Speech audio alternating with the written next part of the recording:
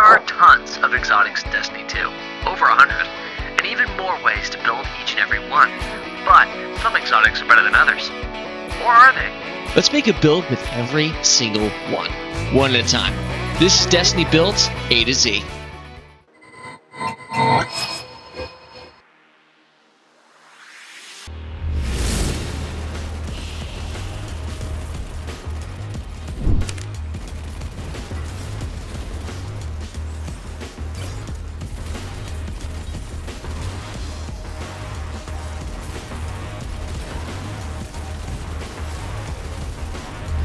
Actium War Rig is our exotic this time around, and it states that it steadily reloads a portion of your equipped auto rifles or machine guns magazine from reserves, provides a moderate benefit to the airborne effectiveness stat of auto rifles and machine guns.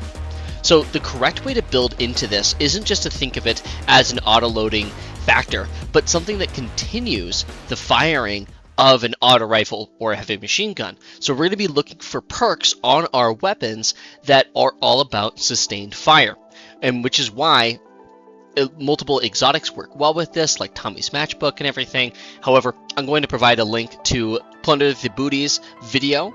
It's actually covering one of my builds, ironically enough. That should be in the top right now.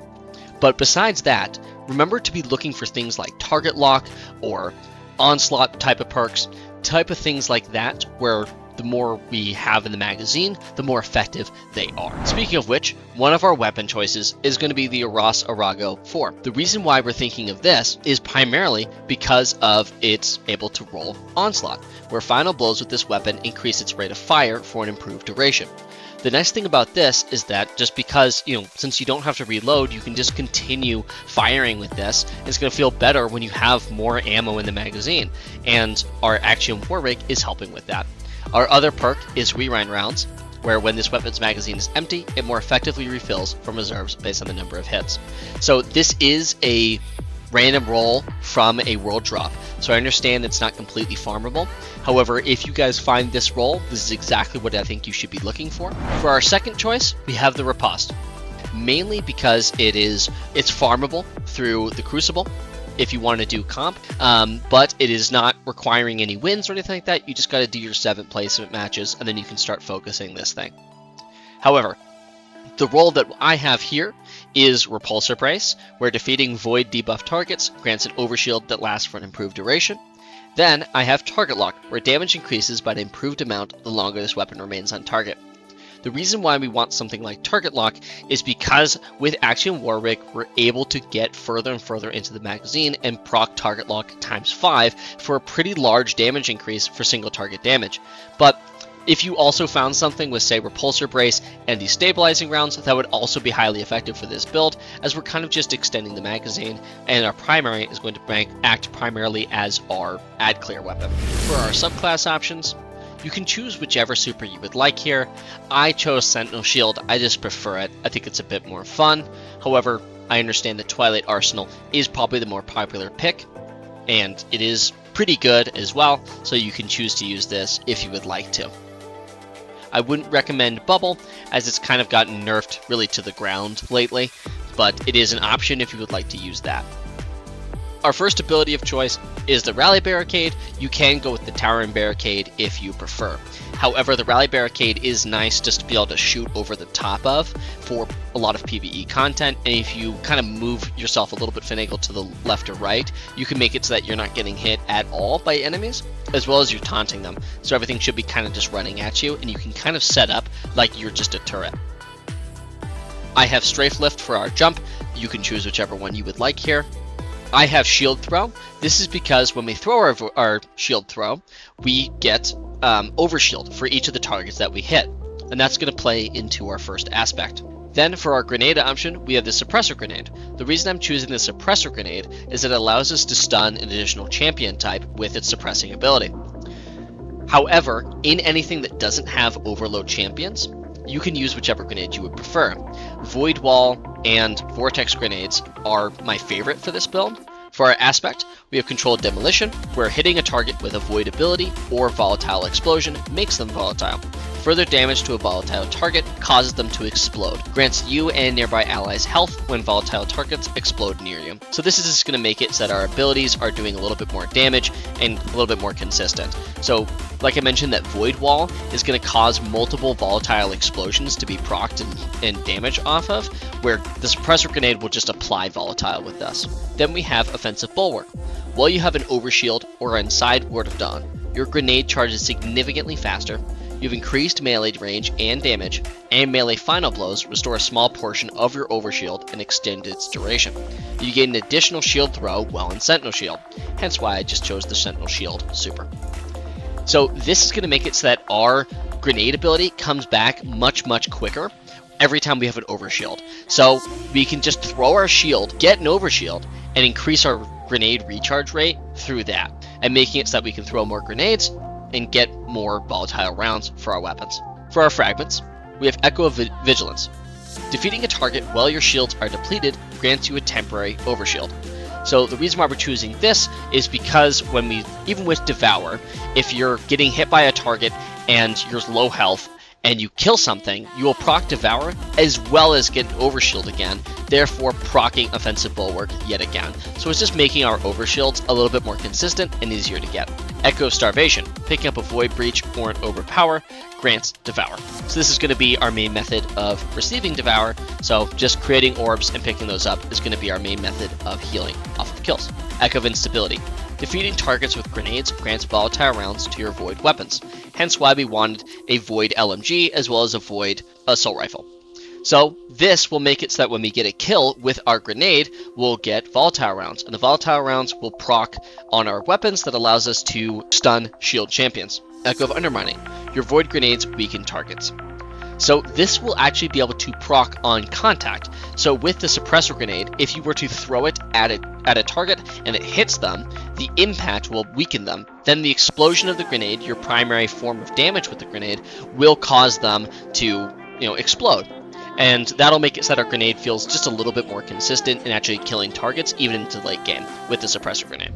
For our mod setup, we have 2 Harmonic Siphon mods. The reason why we want these is because we have a Void subclass, and we have 2 Void weapons that we're actually going to be killing things with, and this will make it so that we're creating orbs as fast as we possibly can.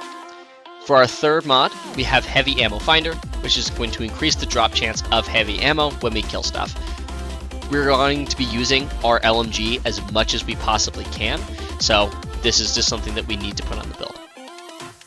On our gauntlets, I have an Impact Induction, where causing damage with the power of melee attack reduces your grenade cooldown. Momentum Transfer, causing damage with a grenade reduces your melee cooldown, so just creating a little loop there. And then I have a second Impact Induction mod, where causing damage with the power of melee attack reduces your grenade cooldown. So just doing that little loop of where essentially you cause damage with your shield melee, and that gives you some grenade back, you throw your grenade, and that gives you some melee back. On our chest, I have Harmonic Reserves, where we're increasing the amount of ammo we can carry for our Void weapons. This is making it so our LMGs just get a little bit more ammo left in the reserves. Then you can have 2 resistance mods, whatever you're facing is what I would spec this for. On our boots, I have an Innervation mod, reduces grenade cooldown each time we pick up an Overpower, which we'll be doing plenty. And with Devour procced as well, this will make it so that Innervation is giving us our grenade back really quickly. I also have 2 Void Weapon Surges. This is going to make it so that we're doing 17% more damage with all of our weapons. This is going to just feel a lot more consistent for all of our Void weapons and just make it feel like it's doing way more damage. With our LMG in particular, we're going to be hitting so hard that you're only going to be needing like 2 or 3 shots to kill even endgame adds. On our class item, we have a double bomber mods. We're reducing our grenade cooldown when we use our class ability. Then we have a time dilation mod. Your decaying armor charge has a longer duration. This is making it so that we have a little bit more time between when we pick up a orb for our armor charge to last a little bit longer. It's additional 5 seconds per stack. Since we'll have 3 stacks all the time, the additional 5 seconds is roughly turning into an additional 15 seconds for our buff. For our build synergy chart, we have Actium War Rig along with our LMG of choice, which in this example is our Hammerhead, With Hammerhead, we can have Killing Tally and Rampage on it, so we'll get a 30% infinite duration for 30% damage with Killing Tally. Then we'll also get another 33% from Rampage, as well as another 22% off of our Surge mods, giving us a 2.1 times damage increase that's sustainable. We'll also be able to have Conditional Finality, because it's not an exotic, for granting us unstoppable champion stunning capabilities. Along with Actium War Rig for our primary, we'll be able to have, with Onslaught, 37% increased fire rate that we won't really have to reload often for, so we can maintain that for longer and better periods of time. We also have on, as a mod, for our primary weapon, we have the Heavy Ammo Finder, which is going to feed right back into getting our LMG of choice more ammo. For other champion stunning capabilities, we have the Shield Throw, which will get us on impact a shield, which will proc Bulwark, which will then give us more grenade energy. Devour will also be procced off an Orb Pickup, which again grants more grenade energy, as well as some other benefits. Now, with the Suppressor Grenade, it causes Suppression, which can stun Overload champions, and then on a kill, we'll also get Volatile Rounds, and the Volatile Rounds allows us to stun Barrier champions. Alright, let's hop into the gameplay here. And we're in the Lost Sector again, just to show off the synergy and the build numbers, and everything like that. So you get an orb off of every 2 kills, which will proc Devour for us. And you can already see, even in comparison to a lot of other stuff that I've made, particularly in this Lost Sector, how quickly this is killing the enemies here that are still red bar. This may not be an expert Lost Sector, but it's still higher level content. And you can see that, you know, I have the Void Wall Grenade on, just because there's no champions in here, so we don't particularly need the champion stunning capabilities. But now you can see that with our auto rifle, we're firing so quickly, and it's a DPS increase because of that. And we can just maintain it for so long because we don't really need to reload too frequently. And even when we do, it's a quick reload, we're right back into it, and it's quick enough where we don't lose the buff. We just can maintain it for so much longer. We can get our overshields this way. Then we can also throw our Void Wall Grenade and proc off some more explosions and get volatile rounds. And now we're really just kind of cooking with using our auto rifle as much as possible. And you can see even just off of 1 brick there, we get so many rounds. And we can just go right back into it. So we won't, even on low ammo there, we don't have to reload. And we can keep Killing Tally up the whole time without being worried about losing it off of a reload or something. So we get to maintain these damage buffs the whole time. And we also have the healing from our Devour. And then we can also, if we, I'm going to allow myself to get into red health here, we can see getting our overshield while we're at red health. It's basically like a mini Mask of the Quiet One, whenever that happens. Just throw our shield at this guy, get an overshield, and continue that going. You can just see with, even just as a primary, all we're doing is increasing the fire rate more than anything. And we're just right back up to full health, even after just 1 kill.